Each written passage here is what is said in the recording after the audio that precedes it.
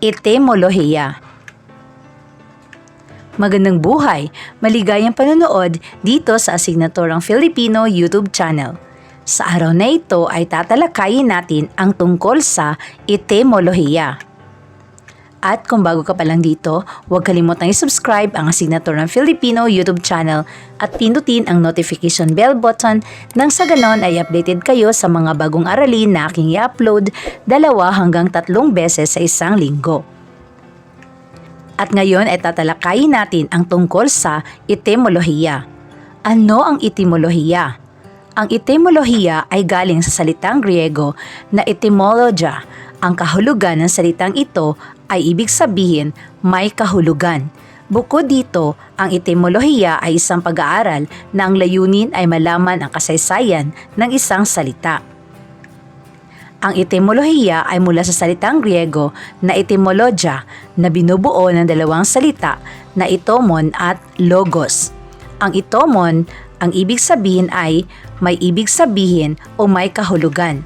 Ang logeia o logos naman, ang ibig sabihin ay pag-aaral ng pagsasalita, orasyon o salita. Ang etimolohiya o pinagmulan ng salita ay ang pag-aaral ng kasaysayan ng mga salita at kung paano nag-iba ang kanilang anyo at kahulugan sa paglipas ng panahon. Dito ay naliliwanagan at nabibigyan ng kahulugan ang bawat salita, kaya kung may nais kang malaman tungkol sa isang salita, ay kailangan mong hanapin ang etimolohiya nito. Para sa mga wika na may napakahabang nakasulat na kasaysayan, ang mga etimoloho ay gumagamit ng teksto ng mga wikang ito at mga teksto tungkol sa wikang ito para makakuha ng kaalaman kung paano nagagamit na ang mga salita nung sinauna at kung kailan ang mga salita ay naging bahagi ng isang wika. Ang mga etimoloho ay gumagamit ng proseso ng komparatibong lingwistika para makagawa ng mga direktang koneksyon sa inang wika nito. Sa ganitong paraan, ang mga salitang ugat ay pwedeng makuha ang pinanggalingan. Halimbawa na lang ang pamilyang Indo-Europeo. Mga halimbawa, ang silya ay nagmula sa salitang Kastila na silya. Sosmolohiya, nagmula ito sa salitang Ingles na cosmology na hinango naman sa salitang Griego na cosmos or universe at logeia ibig sabihin study. Ang flower o bulaklak ay mula sa wikang Latin na flor or flos. Galing naman sa Old French na flor or floor, sa Middle English flower at sa Modern English flower. Ang salamangkero o ang salitang salamangkero ay galing sa Espanyol na Salamanca. Ito'y naglalarawan sa isang lugar sa Espanya na kadalasan ay kuweba sa mga burol, kung saan laganap ang pagtuturo ng mahika o salamangka.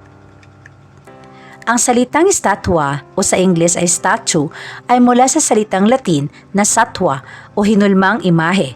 Ito ay rebulto na katayo at maaaring gawa sa bato o metal. Ang salitang babae sa Ingles ay woman ay hango sa sinaunang Ingles na wifeman. Ang wife na mula sa salitang wife o asawa. Ang man naman ay nangangahulugang tao o individual. Ang salitang templo o temple sa Ingles ay mula sa salitang Latin na templum na ibig sabihin ay sagradong lugar para sa mga Diyos-Diyosan.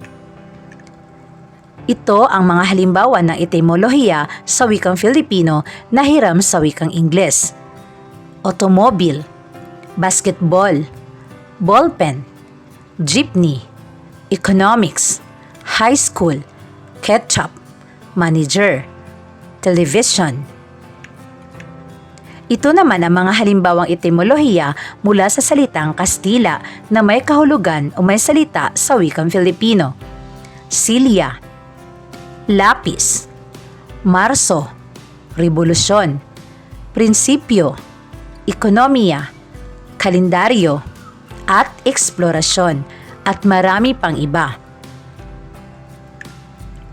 At dito nagwawakas ang ating aralin tungkol sa etimolohiya. Muli, huwag kalimutang i-subscribe ang Asignaturang Filipino para sa karagdagang kaalaman. Maraming salamat po.